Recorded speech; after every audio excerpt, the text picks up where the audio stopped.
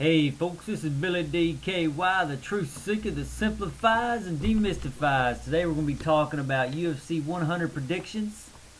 I'm not going to talk about the full card. I'm only going to talk about the fights that are interesting to me. Anderson Silva versus Forrest Griffin. In my mind, I asked myself, how can Forrest Griffin win this fight? I don't see him winning it striking. I mean, he may pull out. He ain't going to win it striking. He could win it striking. I don't see him winning it striking. He stands up with Anderson Silva. Anderson Silva going to put some of those pinpoint accurate punches in his face and knees, kicks, and it's going to be like it was with Rich Franklin. It's going to be an ass beating. That's what I see happening on the feet. Now, Forrest Griffin typically has a good game plan. You know, I think he works with Randy, so he's probably got probably going to have a good strategy. And his strategy is to take a couple punches, get him on the ground, and he's going to have to do some jiu-jitsu, which obviously Forrest Griffin can do on the ground. I think that's what he has to do. I think if he tries to stand with him, he's going to be in trouble. I mean, that's just, I think everybody knows that. I don't think it's a mystery. Forrest has to take him to the ground. He has to do some jiu-jitsu or ground and pound once he has him there. I think Forrest can do that. Will he do it? I mean, Anderson's no slouch really on the ground. He's just devastating on his feet, you know. So, and Forrest works with Randy Couture. So, I mean, if you're working with Randy, you're going to be good at wrestling and the clinch, and you'll have a game plan to take him down. You know, Dan Henderson has shown you can take him down. It ain't easy. Can he get him down? I think Forrest can do it. I think Forrest is rough and tumble enough and can take a shot, but I still don't see Forrest winning the fight. It's no disrespect for Forrest. It's not that I don't like Forrest.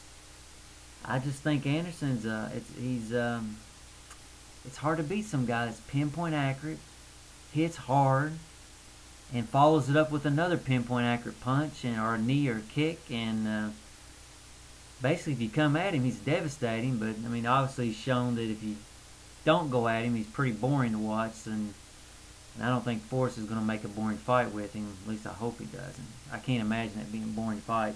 Anyway, let's move on to the next fight, the main card. BJ Penn versus Kenny Florian. Something in me tells me this is Kenny Florian's time. I just don't know I can't really explain it. I feel like a 2-year-old who can't really get the thoughts out what he's seeing.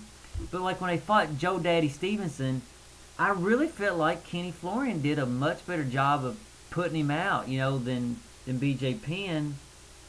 But if you look at the Sean Sherk fight, you know, BJ Penn obviously whipped Sean Sherk pretty good, and Kenny Florian obviously got laid on for 5 rounds, and so I really have conflicting thoughts and emotions on the BJ Penn Kenny Florian. I mean, it's really Kenny's footwork looks so good.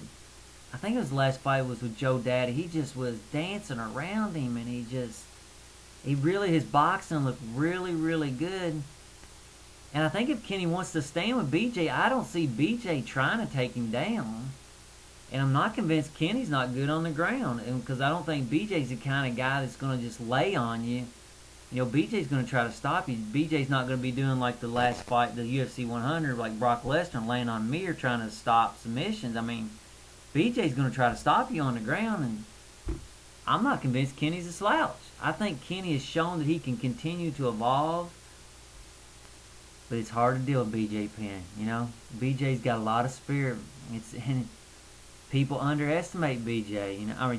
I mean, obviously, I don't think they underestimate him now, but, you know, if you've seen BJ Penn on the street, you think, he ain't nothing. You know, you'd be wrong because you don't judge a book by its cover. I don't really know who's going to win.